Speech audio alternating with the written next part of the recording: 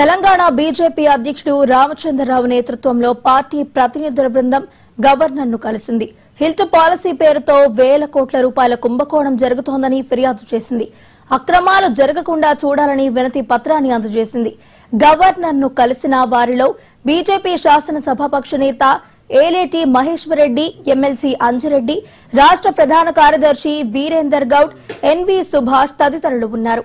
హైదరాబాద్ పారిశ్రామిక ప్రాంతాల్లోని భూములను బహుళ వినియోగ జోన్లుగా మార్చేందుకు ప్రభుత్వం హైదరాబాద్ ఇండస్ట్రియల్ ల్యాండ్స్ ట్రాన్స్ఫర్మేషన్ పాలసీని అమల్లోకి తెచ్చిన విషయం తెలిసిందే.